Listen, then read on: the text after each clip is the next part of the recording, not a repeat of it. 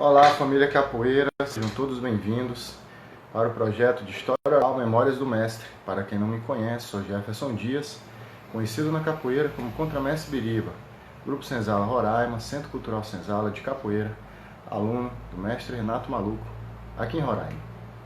Acesse minha página oficial do Facebook, Biriba Capoeira Roraima, e compartilhe este perfil do Instagram, Biriba Capoeira RR.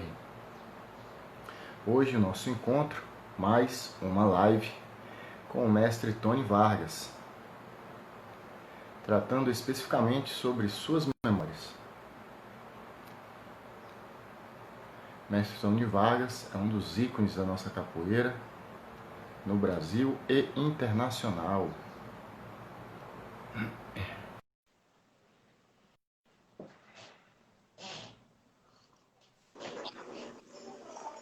E aí, mestrão? Beleza? Boa tarde.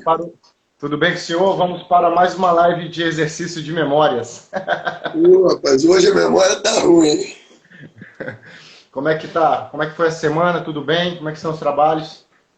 Estamos indo, cara, devagar, né? Eu acho que tem no campo, assim, na capoeira infantil, né?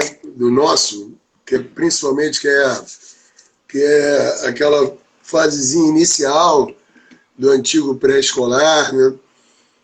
É complicado, porque as crianças já estão bem cansadinhas, né?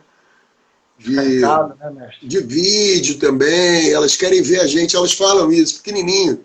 Sabe, teve uma que mandou uma coisa para mim tão bonitinha assim, eu quero te ver, tô com saudade, quer dizer, não quer mais ver por aqui, né?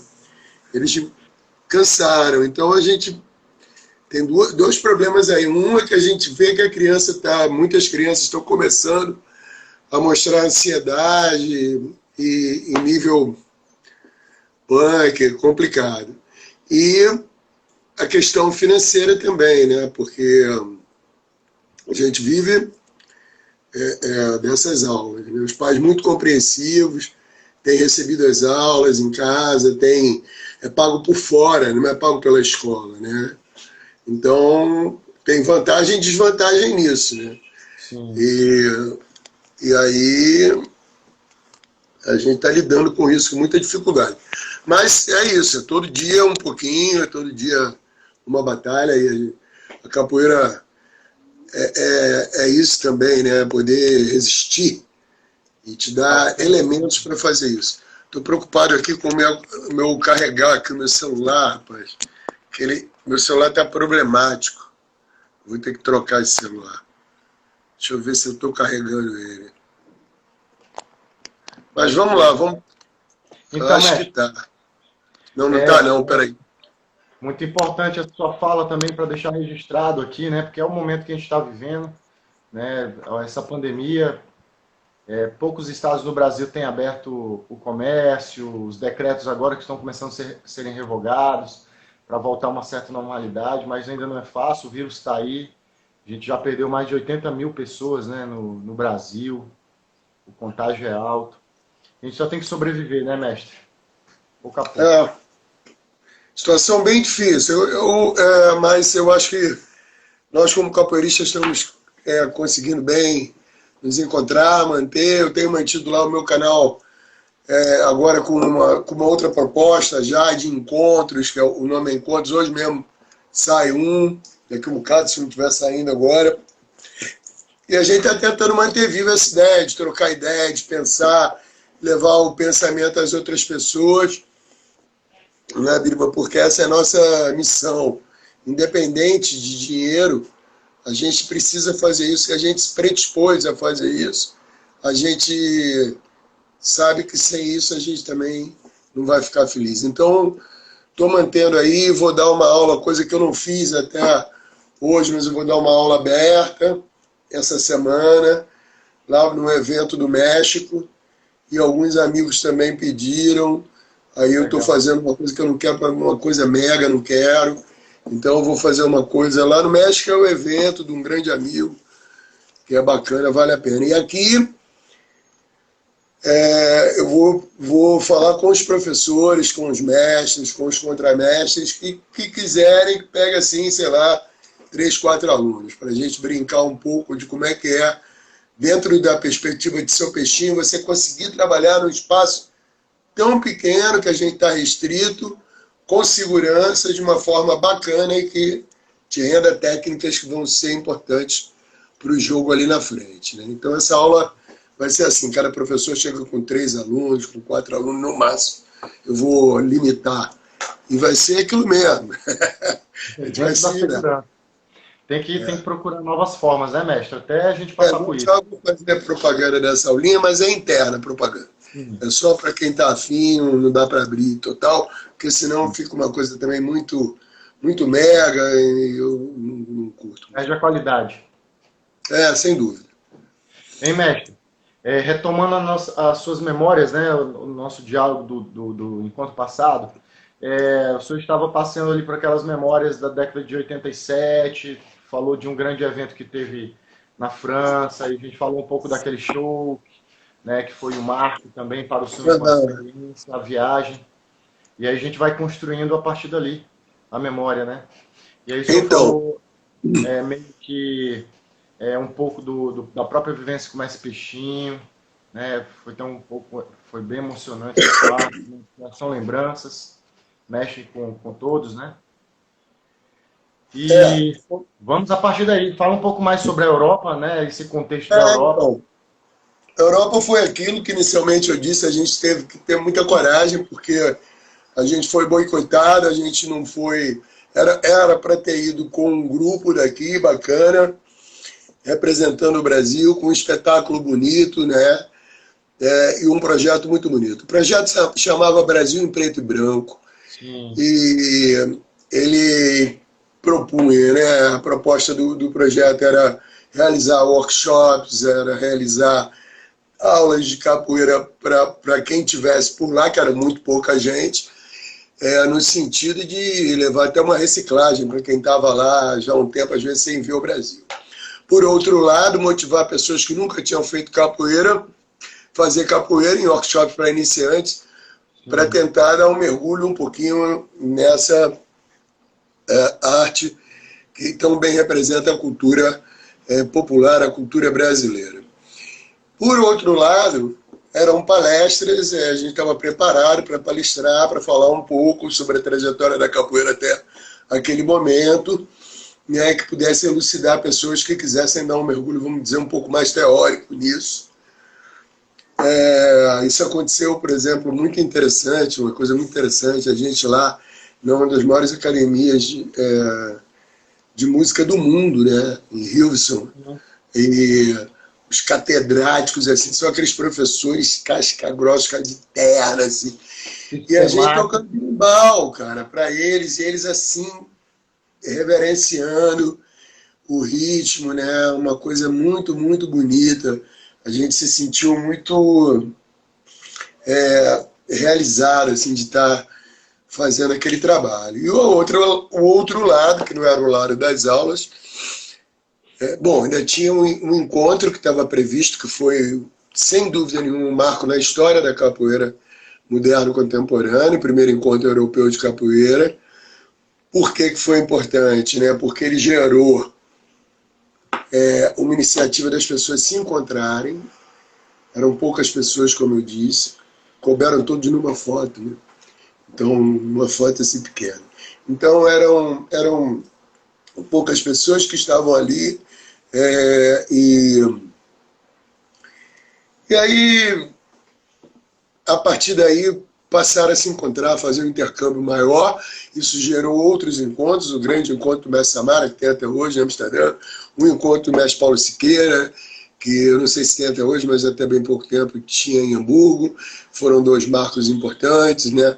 Enquanto China estava lá, ele continuou protagonizando esses encontros também, em Paris, e isso impulsionou a capoeira, né? Na Europa, levou muitas pessoas até lá.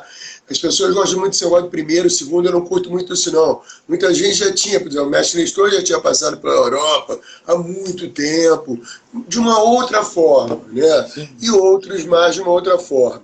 A gente foi com esse projeto e tinha o show. O show que foi chamado na França de Un Cri de Liberté, um grito de liberdade, Aham. falava através de textos, música, movimento, quadros, esquetes, da história do negro no Brasil, da história do povo da pele preta vindo escravizado para o Brasil, e a resposta, a capoeira como uma resposta a tantas agruras, a essa loucura toda, uma resposta musical, uma resposta artística, mas também de luta direta, contundente, né, de luta de rua numa outra fase, e finalmente de arte popular, na grandiosidade que começava a se desenhar naqueles tempos e que hoje é essa grande explosão que a gente vê aí pelo mundo Mestre, todo. Né?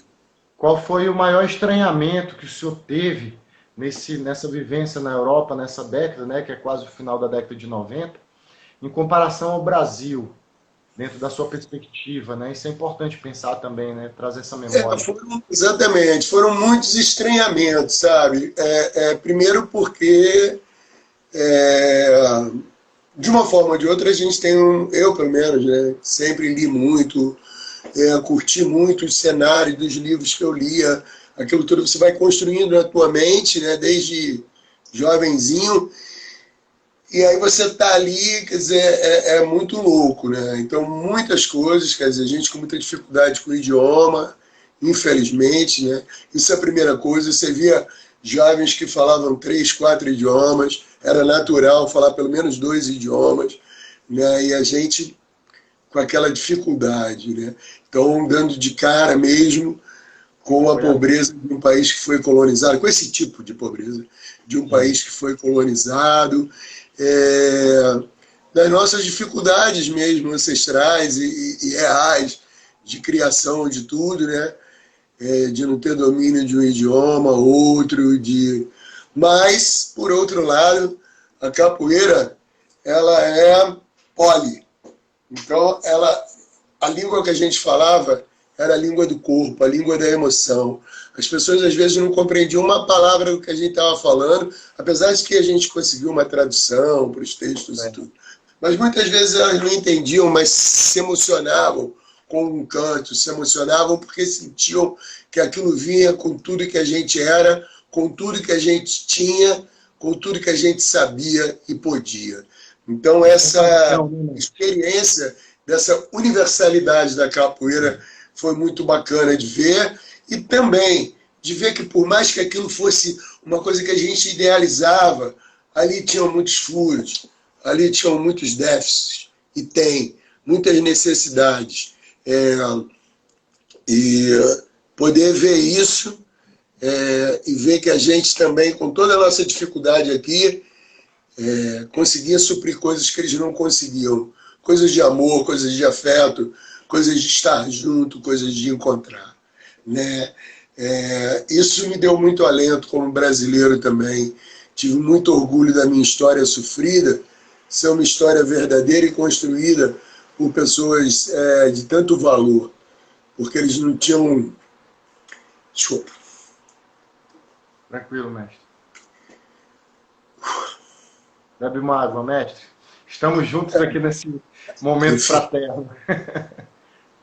E, mestre, uma vez me falaram que o mestre de capoeira na Europa, como no restante do mundo, é considerado como se fosse um mestre da própria academia, né, com título, né, com aquele louvor todo que a academia traz, né? No Brasil, infelizmente, a gente não vive essa realidade, mestre, né? Olha o que estamos passando nessa pandemia, vários mestres aí com muita dificuldade. É bem difícil, bicho. Ainda hoje, infelizmente, né, é só para quem gosta e acredita muito, sabe? Porque não é muito simples. E nem aqui e nem lá, porque também tem muito esse estereótipo, que chega lá, todo mundo é reconhecido como doutor. Não é bem verdade. Não é bem verdade. Nessa época que a gente foi, por exemplo, a gente teve que lutar bastante para não cair naquele estereótipo do cara, do capoeirista bonito, do cara exótico, tocando um instrumento estranho, fazendo coisas exóticas, pulando, voando no ar, que alguns falavam coisas como isso, talvez a visão no palco que eles tivessem fosse essa, né? Pela nosso potencial físico de todos nós, mestre e tal, pô, eu, Sorriso, a gente, pô, né, com muita energia, fazia tudo com muito amor. Então, mas a gente teve que correr muito desse estereótipo também, porque também tem isso, entendeu? É muito fácil dar um diploma de doutor honoris causa, isso não significa nada. É muito fácil dar uma placa, reconheço você como cidadão, mas não reconhece nada, porque na hora que você precisa de um apoio para tocar esse teu trabalho aí à frente, o cara não dá. Né? Agora tá o outro lá, o mestre Paulão Kikongo, que você conhece, quer dizer, pedindo às pessoas um crowdfunding, uma ajuda para poder manter a Rádio Capoeira viva, que é uma coisa de todos nós. Inclusive, fica aqui o meu apelo, galera. Vai ali, bota R$10, R$20. Não tenha vergonha não, viu? Não é pouco não. Bota, mas cutuca teu amigo do lado. Pô, tira 10 aí, velho. Mesmo na pandemia, 10 dá para dar. Porque é por uma causa bacana. É uma rádio que a Capoeira está fazendo, tocando vários projetos como você aí também. Então são pessoas que amam a capoeira. Então a gente tem que tomar muito cuidado com o estereótipo. Porque doutor, né, quer dizer, fica parecendo, desculpa eu estar falando isso, não é para desiludir ninguém, tá, gente? Nem para desmerecer títulos que foram dados, como ao grande mestre doutor João Grande, que eu falo com muita honra, falo aqui no meu livro, aqui no Fragmentos, né, da Mandiga, conta um caso aqui. Mostra um pouco aí o livro, mestre. Oi? Mostra o livro, já faz aí. Tem para vender, né? Ainda tem? Não, agora não. Eu vou ter que fazer, cara. Fazer outra série. Vou ter que fazer. Esse aqui está em falta, outro também. Está tudo em falta, vou ter que fazer isso. Mas, enfim, é porque eu lembrei que está ali. E a gente tomar esse cuidado, porque, assim, claro que é muito, muito, muito, muito bacana que a academia se renda um pouco e compreenda a importância do saber popular. Compreenda que o saber popular não é inferior e nem superior. É um outro saber que merece ser reconhecido. Isso é bacana, isso é bonito quando isso é feito de uma forma legal, verdadeira. Agora, deixa de ser bacana quando fica parecendo que a gente, os mestres, principalmente mais velhos da cultura popular, precisam do aval da academia. Como se ele virasse alguma coisa quando a academia deu aval. O seu João Grande já era doutor há muito tempo. A academia reconheceu esse valor. Né? Porque senão fica parecendo que por tudo que você fez na vida, o que tem de mais importante no teu currículo é que a academia resolveu reconhecer que eu sou alguém. Não. Não é assim, cara.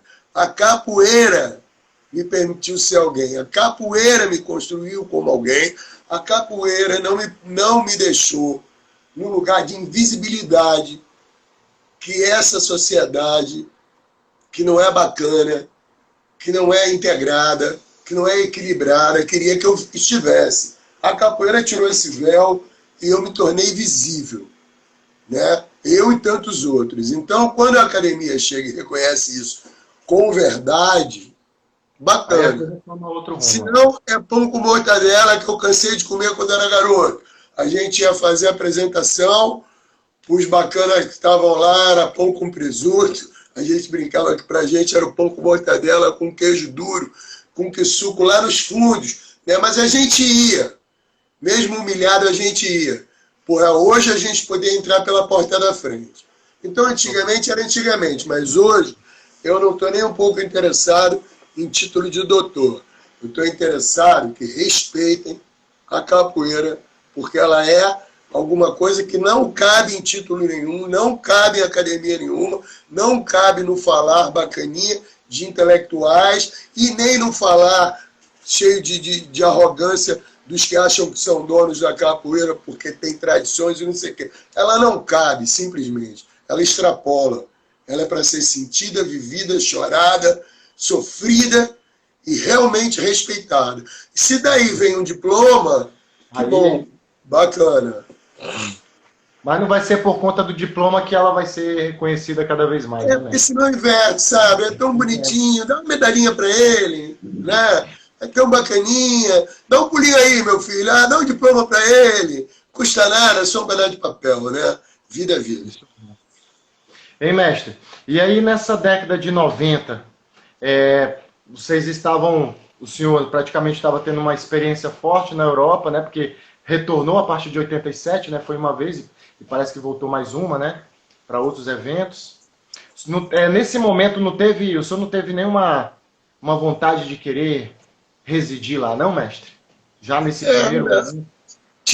Até tive, porque a Europa que a gente conheceu, quer dizer, a Europa que estava meio disposta naquele momento assim, a entender o capoeirista, era uma Europa que me seduzia muito, porque tinham muitos artistas, era uma galera muito alternativa que, por um lado, né, era alternativa até demais para a gente, né, porque a gente tem outro lado da capoeira, de treinar de tudo, mas, por outro lado, era uma galera que tinha uma cabeça muito aberta, né, para fazer coisas juntos, sei lá, você estava tocando uma música, vi um músico, às vezes o cara era um músico erudito, cara.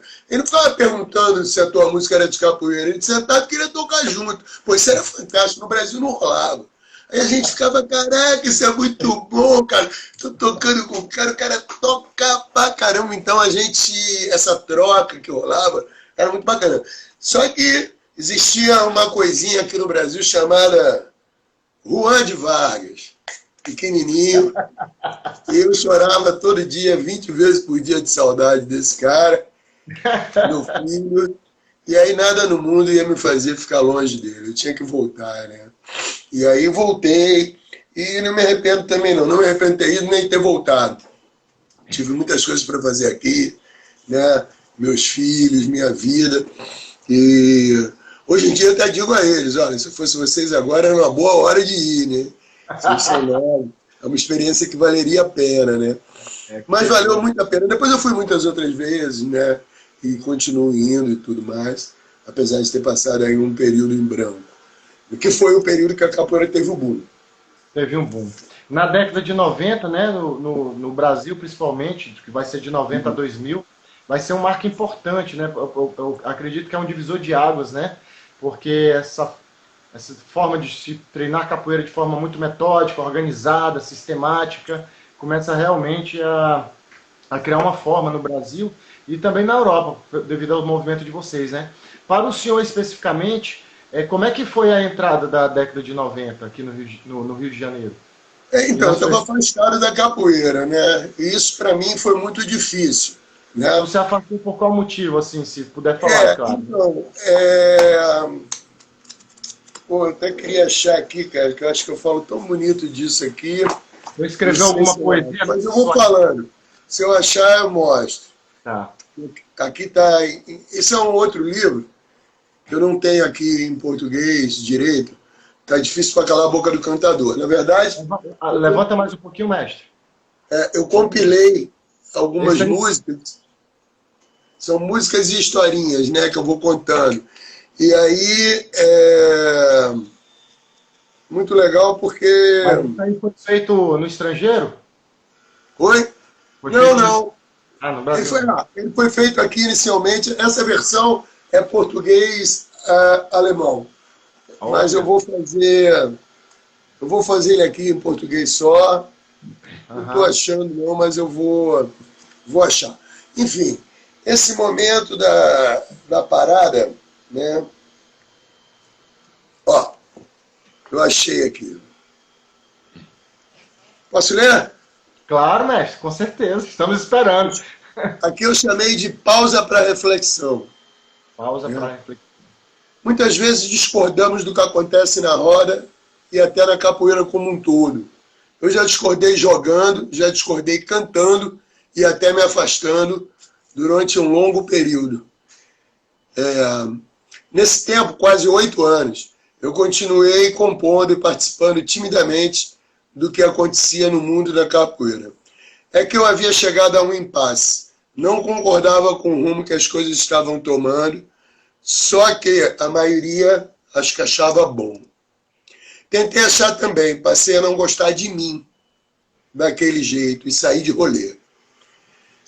Só que por puro capricho da vida, foi exatamente quando eu não estava que mais reconhecido foi o meu trabalho.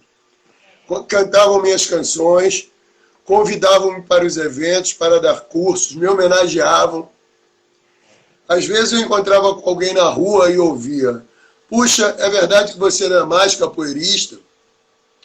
Por dentro, eu ria um sorriso amargo, mas a resposta era sempre a mesma: não, não é verdade.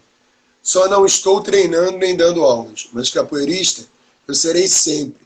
Eu já nasci capoeirista. Eu ando, como, durmo, faço amor, vivo como capoeirista, porque ela pulsa em mim, entranhada que está em cada fibra do meu corpo. Brincalhona que é, se esconde em cada esquina da minha alma. Quando eu voltei foi por vários motivos, inclusive espirituais. Essa história é bem difícil assim para mim, né? Porque realmente, quer dizer, infelizmente, pessoas já falaram coisas bem desagradáveis sobre isso, né? Tipo que eu larguei tudo, que eu... O senhor escreveu essa poesia quando? Logo quando o senhor se afastou?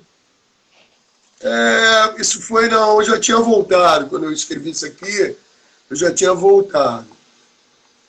Mas tem muita profundidade esse seu relato, assim, o que o senhor escreve, né? Tem muito a ver com o que muitos capoeiristas passam, né?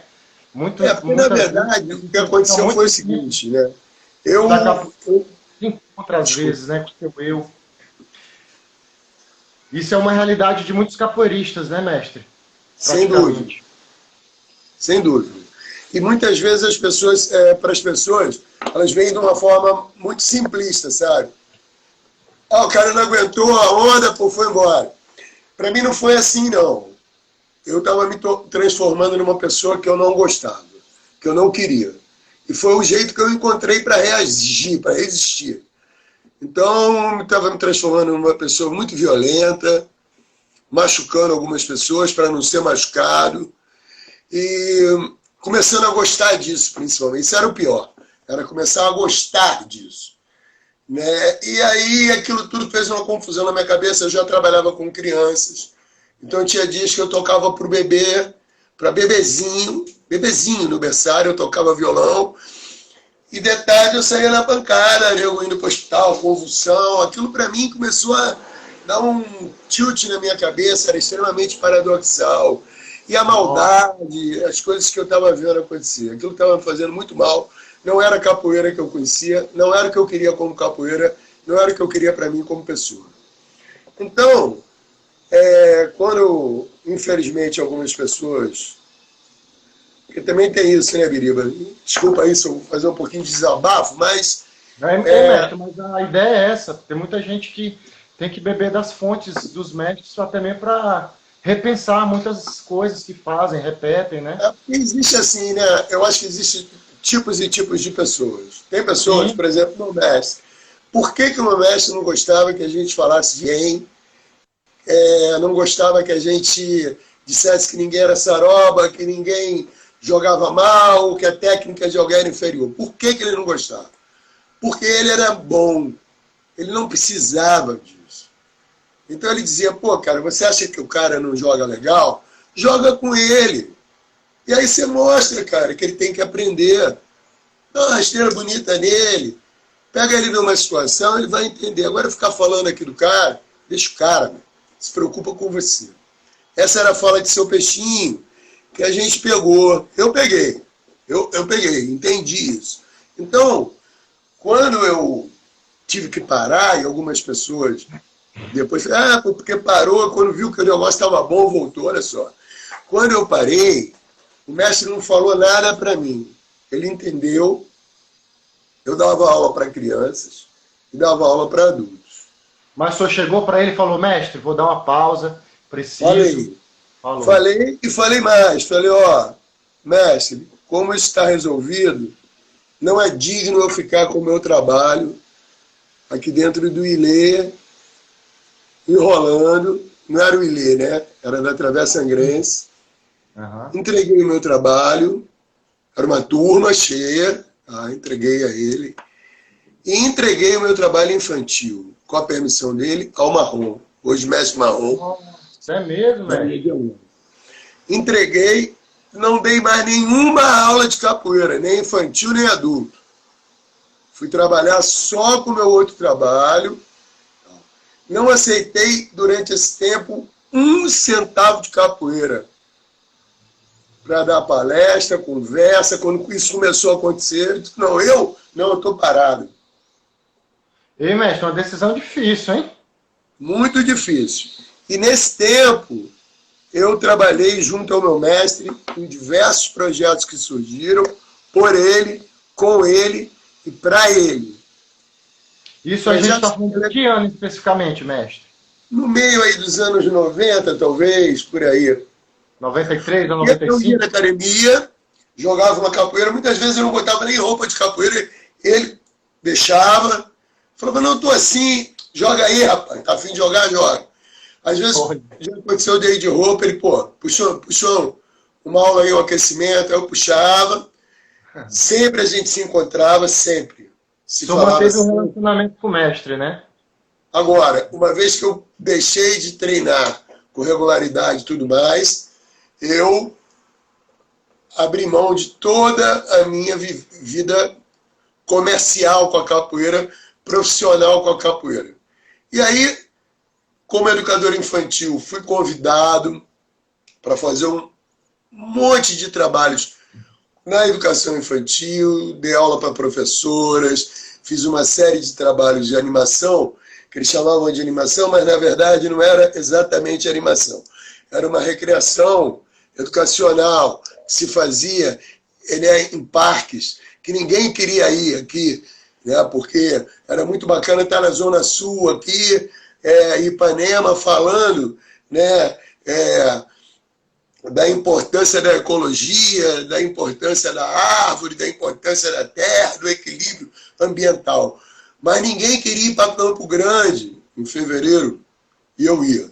Eu, meu violão, às vezes um aluninho, algum seguidor, alguma seguidora que estava querendo aprender aquele trabalho, iam comigo, e a gente, aquele sol de 42, para inaugurar a praça onde não tinha uma árvore.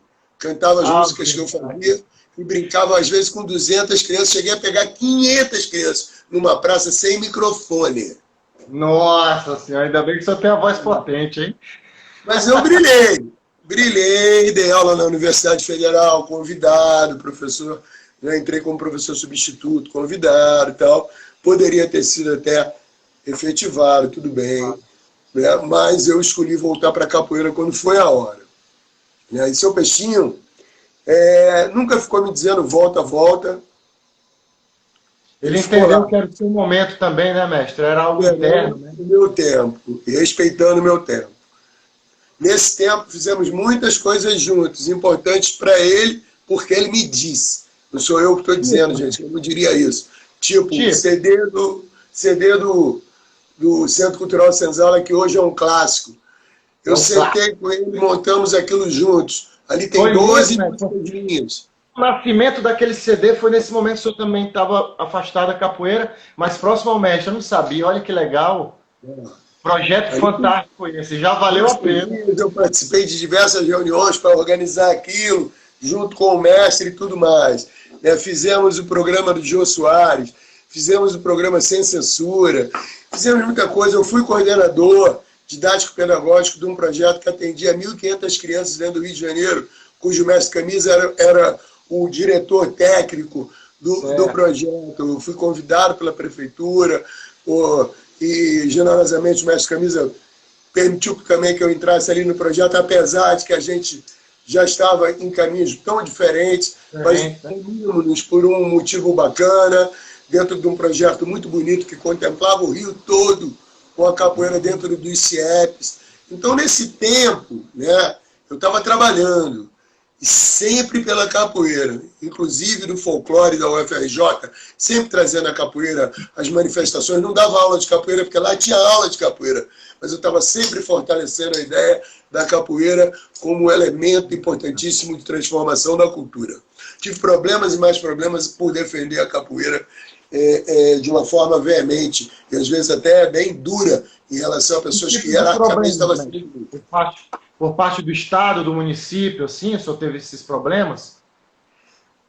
Eu levei da capoeira e comigo, pela capoeira, sempre uma coisa de justiça muito grande em relação aos oprimidos, né? Então, quando eu via coisas que eram muita coisa eu deixei, muito cargo eu deixei de ocupar, porque eu falei a verdade, fui contundente, fui duro com as autoridades, né? Não aceitei propina, não aceitei amenizar a fala por causa da capoeira. Então, é muito leviano, né? Quando alguém chega e fala, pô, o cara quando quis parou, quando viu que estava bom, voltou. Porque aí para ir para a Europa é mole. Para ir para a Europa que eu estava lá ajudando a fundar. E eu não sabia o que ia acontecer, porque quando eu voltei, eu estava com 110 quilos, com o joelho completamente arrebentado, sem aluno, sem perspectiva nenhuma. Nossa, as pessoas que... Foram 8 anos nessa vivência, assim? É. O senhor escreveu alguma música que a gente canta sem saber que foi feita nessa época, por exemplo? Mas nessa época eu não produzi música, que é uma coisa interessante. Eu fui produzir depois, na volta, mas não. Eu realmente, meu coração deu uma... Eu fazia assim, se aparecesse alguma coisa que eu visse que podia ajudar meu mestre, eu faria. Inclusive essa ideia de ser lá o coordenador didático pedagógico daquele projeto, é porque eu vi que era uma forma de ter o mestre representado ali. Né? Na verdade, eu não fui convidado como capoeirista, também por ser capoeirista, mas principalmente pelo meu conhecimento em relação a crianças. Né? E foi uma experiência muito bonita. Ali eu fiz, exatamente nessa época parada, eu fiz algumas músicas, sim. Agora, falei uma coisa e me lembrei. Eu fiz antigamente... É mesmo? Eu fiz Os Moleques do Morro do Borel, Santa Marta, Pavão, Cada Bahia. Era muito bonito esse projeto e vários professores, alunos de Mestre Camisa, alunos de Mestre Peixinho, do Subúrbio, do Mestre Hulk. E, poxa, era tão bonito isso, sabe? O Rio de Janeiro unido assim naquele projeto. Sem bandeira, né, mestre? Praticamente, né? Percebo que é sem bandeira, né? Oi? Sem bandeira, né? Era um projeto sem bandeira. Muito bacana. O Mestre Camisa foi o idealizador num primeiro patamar do projeto, que era para ser, tem capoeira no samba, era para ser só nas escolas de samba, nas quadras, mas o projeto foi além e acabou ganhando uma magnitude maior, indo para os CIEPs. E o Mestre Camisa também teve muita dignidade nesse momento, de perceber a importância do projeto e poxa vida, foi uma coisa muito bonita, muito encantador lembrar esse momento onde todos estavam ali tentando, né, todos muito jovens, né, eu um pouco menos do que os outros, que estavam professores em sua maioria, mas bem jovens, acreditando naquilo, foi muito lindo. Fizemos um fechamento um ano lá na Quinta da Boa Vista, com muitas crianças. Nossa, um momento emocionante. Quinta da Boa Vista. Isso foi pouco divulgado, foi muito pouco divulgado. Foi um trabalho magnífico. E eu tenho muito orgulho de ter participado, agradeço muito as pessoas que me levaram, ao Tunico, lá da Prefeitura, ao Mestre Camisa, por ter compreendido que naquele momento havia um espaço para a gente fazer um trabalho juntos, a dignidade dele, a generosidade. Agradeço do fundo do coração a toda aquela equipe que estava lá, muita gente que hoje é casca grossa, que estava ali aprendendo a trabalhar com as crianças. Eu procurei, já que eu tinha um tempo maior nesse trabalho, levar um pouco na minha troca, mas não fui só eu, passaram outras pessoas lá, né, como grande Maurício André, foi um dos que passou lá, e tantas outras pessoas para ajudar, né, na concepção desse grande projeto. Enfim, foi um momento muito bacana. Eu me orgulho muito. Eu estava ali pela capoeira, estava ali pelo meu mestre, estava ali pelas crianças, né, e tudo mais. Então não é assim, ficou parado e de repente voltou. Outra coisa, quando eu voltei, eu não tinha aluno, né? Não estava dando aula. E o que fez o senhor voltar? Porque o senhor fala na sua poesia aí que teve uma busca também, inclusive, espiritual, né? Ou seja, eu percebi que o senhor estava em questionamentos internos, de se reencontrar, não apenas com o senhor mesmo, mas com aquilo que te cercava. De repente a capoeira é o principal, né? E a parte espiritual tem que estar equilibrando tudo isso, né, mestre? Pois é, tem coisas que, quando se trata das questões espirituais, né, eu falo bem pouco. Porque muita gente confunde com religião, que é uma outra coisa, para mim, diferente, a espiritualidade Muito de bem religião. falado.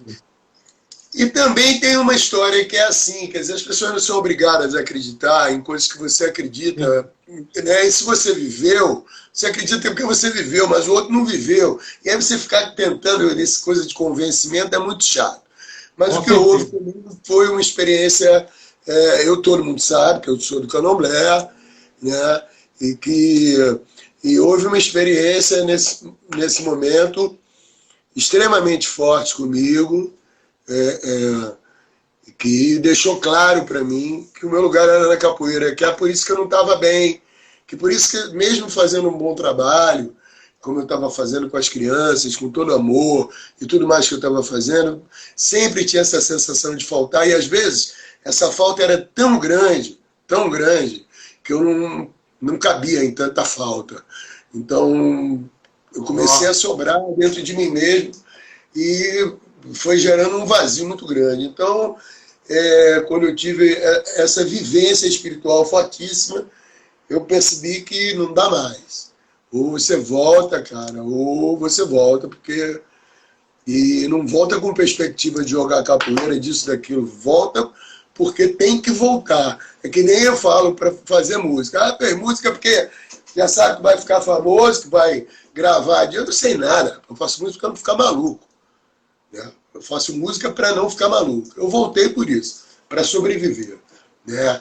Porque a capoeira estava ali, eu tinha que estar em contato com ela de novo, e eu falei, vai dar não vou poder morrer, mesmo que eu faça um doutorado, pós-doutorado, isso vai ser divertido, eu gosto de estudar, tudo isso vai ser bacana. Vou ser professor da Universidade Federal do Rio de Janeiro, onde foi minha universidade, poxa, eu posso ser professor daí, e ter um emprego federal garantido, isso tudo vai ser tão bacana, vou ter um título, né?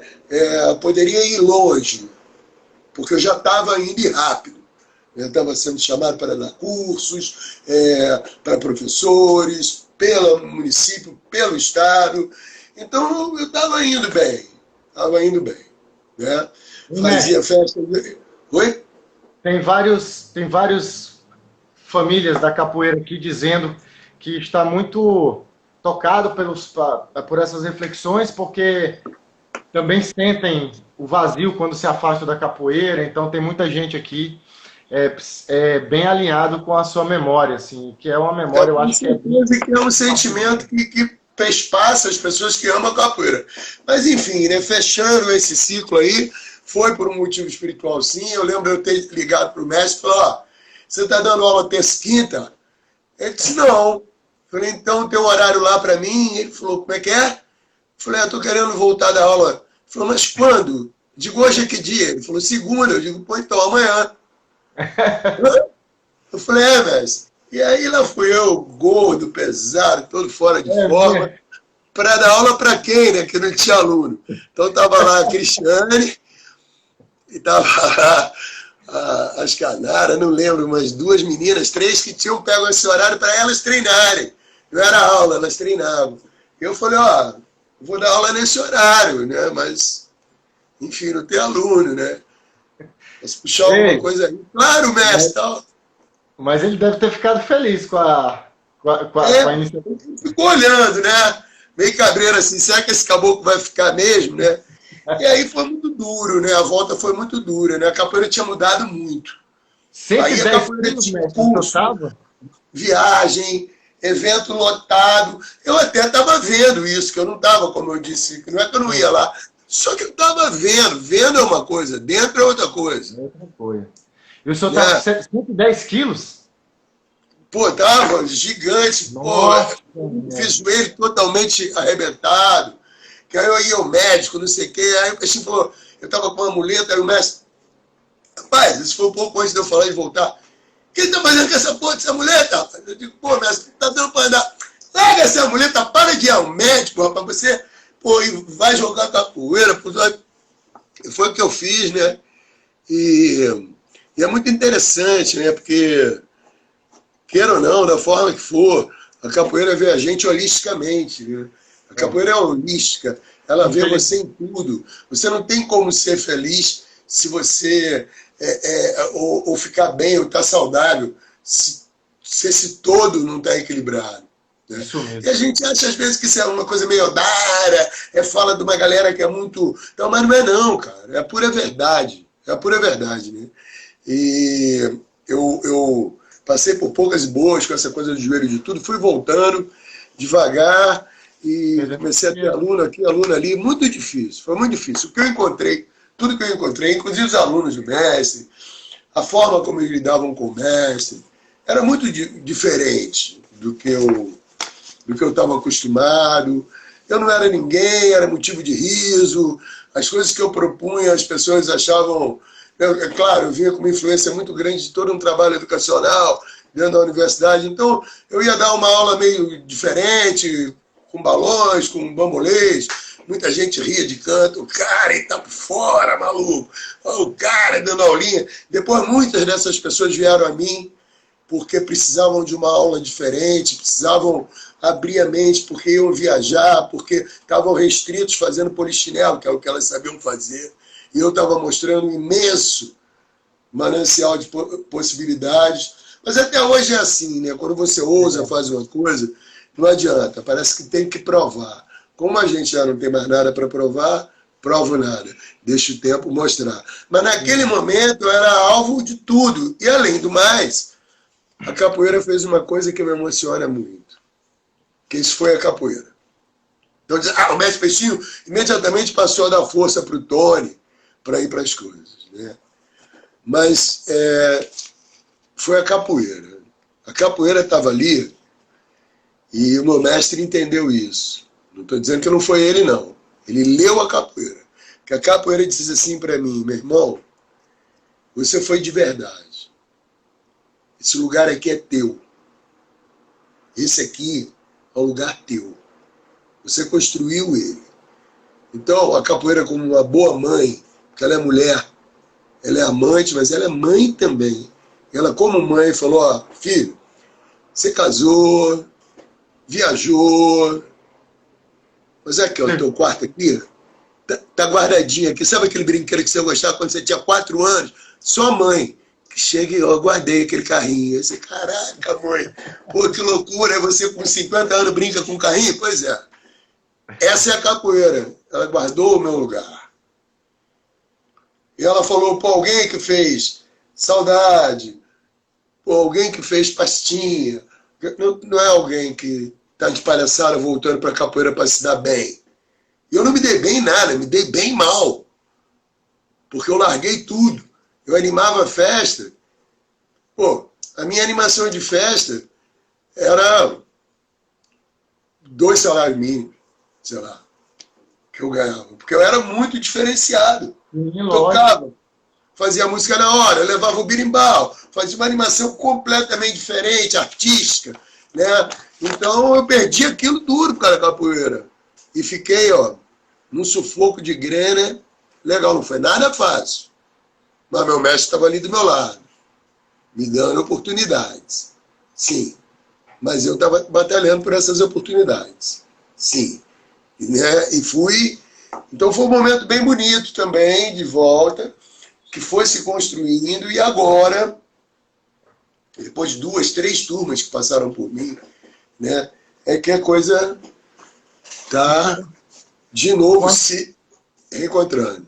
E quando o senhor voltou, que teve esse estranhamento por parte de quem já estava na capoeira, como é que o senhor conseguiu lidar com isso tudo? E não se desmotivar, né?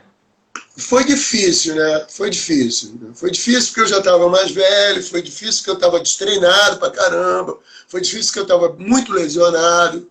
Meu joelho estava... O meu joelho é uma coisa de maluco, né? Porque se eu fosse pelos médicos, falar, meu irmão, esse joelho aí já era. Tem que botar ligamento, tem que botar outro menisco, tem que trocar o joelho, né? E eu não fiz nada disso, estou aí, voltei a fazer cocorinha agora bem recentemente, né, total, dou a aula puxando a aula, descendo a cocorinha total, o joelho não está zerado, porque, pô, com 62 anos não tem nada zerado. Mas tá bem bacana, velho. Tá bem bacana. Então, foi muito difícil naquele momento, porque, claro, né? Você vê aquilo, pessoas que eu desconhecia, que inclusive achavam que não tinha nada a ver com o perfil do mestre. Aquilo que eu tinha... Inclusive o Centro Cultural Senzala foi criado e estava parado, tá? Foi uma das coisas que eu fiz. Parado? Foi uma das coisas que eu fiz quando eu estava parado. Eu fui chamado pelos meninos, que não são mais meninos, né? Quer dizer, porque estava tendo um problema. E foi fundamental. Eu não estou dizendo isso para me vangloriar, mas eu tenho certeza que a minha participação foi fundamental ali, porque era um momento extremamente delicado, o mestre estava viajando, você está entendendo? E eu ter chegado, como todo mundo gostava muito de mim, né, me ouvia, não era que ninguém eu era acima de ninguém, não. Gostavam de mim, tinham carinho por mim, eles me ouviram, alguns tinham sido meus alunos, diretamente, né? E outros indiretamente. Mas, queira ou não, eu fui ouvido e essa ideia prosperou, e quando o mestre chegou, ele gostou, né, da ideia. Então a coisa rolou, fluiu, né? Então isso afastaram. Então, quer dizer, eu não estava parado, né? Eu costumo brincar que eu queria ter pensando na capoeira, né? De qualquer forma, estava. É muito legal se você tiver um aluno que presencial, que faça metade do que às vezes eu fiz ali parado, porque eu trabalhei muito pela capoeira e pelo meu mestre e pelo grupo. Então, não é bem assim, né, a história. E essa volta, assim, claro, a gente fica chateado de não ser reconhecido, principalmente essa coisa, porque, pô, se você está fora de forma, se você amanhã é um contramestre muito legal, qual o meu papel, né, se você é da minha casa? Né? Falar, pô, chega aí, Biriba. Pô, vamos lá, cara, vamos dar uma treinada aqui comigo, vamos ficar legal, velho. Vamos dar uma corridinha, vamos melhorar esse movimento aí, vamos chutar aqui para melhorar o golpe, pô, vamos tocar junto aqui para dar uma axé, né? Do que eu ficar falando por trás, pô, olha o cara, e, pô, contramestre. Quer dizer, isso é uma coisa muito ruim, né? Os alunos, né? Foi muito difícil. Por causa disso eu perdi alunos, perdi leva de alunos, que eram pessoas que vinham com uma ideia diferente, chegava ali e encontrava muita animosidade, muita agressividade. E, mestre, não dá não. Se o senhor sair... Recebi várias propostas. Se o senhor sair daí, não é para eu sair de perto do mestre Peixinho, mas se eu saísse dali, para eles não terem que conviver ali, pessoas abririam espaço para mim, inclusive. Falei, não, vou ficar do lado do meu mestre. Vou ficar do lado do meu mestre, fiquei, banquei e banco até hoje. Até hoje. Estou do lado do meu mestre. E pode parecer engraçado, mas o mestre morreu. Não é assim, não. A gente, tanto eu, não sou só eu, estou falando de mim, mas o mestre Ramos, eu posso falar por ele também, nesse sentido. Muita gente, eu sei que fala por aí, que não pode ir no Ilê, porque a gente é chato, cobra isso, cobra aquilo. Olha só, o Ilê vai reabrir agora, gente. A gente vai ter que reabrir, claro, com muito cuidado. Vou poder receber todo mundo de cara. Não dá. Porque tem distanciamento, tem protocolos que a gente vai ter que seguir. Então a gente fez um protocolo, desde já dizendo aqui, qualquer um que queira, dá uma ligada, que a gente se programa, porque aí é lei, não sou eu, né? E lei e cuidado com a vida das pessoas. Mas quando isso passar, o Ilê está e sempre estará aberto como uma casa de cultura, de saber, de capoeira, para todo capoeirista. Para todo capoeirista. Tem algumas restrições, que são restrições que foram colocadas pelo mestre. E como ele é o nosso ancestral e o nosso alabô maior, nós não podemos ir contra essas definições. Exceto se a gente sentir, mas isso é uma coisa muito complicada, muito subjetiva. Então, no momento, todos são recebidos ali com muito carinho, dentro do Ilê. E sempre foram, só que a gente tem que manter determinadas coisas. Essas coisas às vezes são chatas mesmo. Tem São que mesmo. ser. Trabalho organizado tem que ter uma É como você está sistemática. dizendo aqui, por exemplo, você imagina se você marca comigo às 2. O público está aí às 2. Eu vou chegar às 3, que eu sou capoeira, sabe como é que é? Pô, só que você parou tua vida toda para fazer isso comigo. E não é só para você. Mas eu estou fazendo isso para ele? Não, não estou fazendo isso para você. Eu estou fazendo isso junto com você para a capoeira. E para mim também. A minha memória vai ficar gravada aí. Então, ou as pessoas entendem isso, ou a gente vai ficar Sempre no jeitinho. com essa pseudo-malandragem, né? Que a gente está vendo aí no meio da pandemia. Onde é que essa malandragem levou o Brasil, né? Onde é que a gente está? E ainda está levando, né? Porque nessa pandemia, milhões foram roubados que eram para comprar respiradores, né? O cara que rouba de um respirador que vai para o povo, que vai para uma criança, que vai para um velhinho, porque geralmente pobre, né? Porque quem tem uma condição tem no plano de saúde. E quem não tem? Quer dizer, é desse que o cara está tirando. Para mim, bicho, esse crime tinha que ser crime hediondo. Hediondo, não é crime leve, de jeito nenhum. Porque se você mata uma pessoa, mata um monte. Mata um monte. É genocídio, cara. Então as pessoas não entendem. E a capoeira, ela está o tempo todo, eu acho, que dando a gente subsídios para a gente entender isso. Então, eu não acho que é malandragem nenhuma eu chegar aqui atrasado. Eu não acho que é malandragem nenhuma eu estar aqui de qualquer jeito, não estando nem aí para uma coisa que a gente está se propondo a fazer. Como acho que o Ilê de Seu Peixinho é sagrado. É só um espaço. Pode ser que seja para algumas pessoas. Para mim é muito mais do que isso. Assim como era também o Centro Cultural Senzala. Para mim nunca foi só um espaço. Para mim aquilo era uma ideia, uma ideologia. Não para dizer que era grande, pequeno, maior ou menor do que isso ou aquilo. Não. Era simplesmente para a gente entender como um espaço que vai além do espaço físico. É uma ideia. E essa ideia é uma ideia muito maior, porque ela foi construída aos poucos. E demora, né, mestre? Não é para o meu ego, Ilê. O Ilê não é para satisfazer meu ego.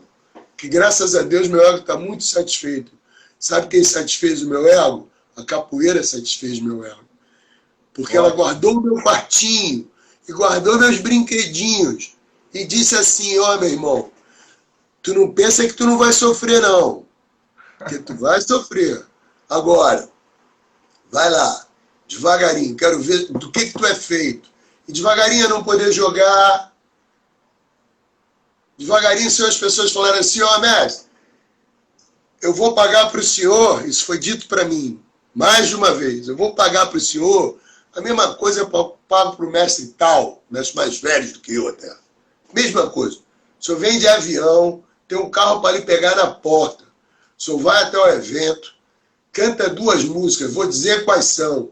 Pastinha e Quando Vem de Luanda.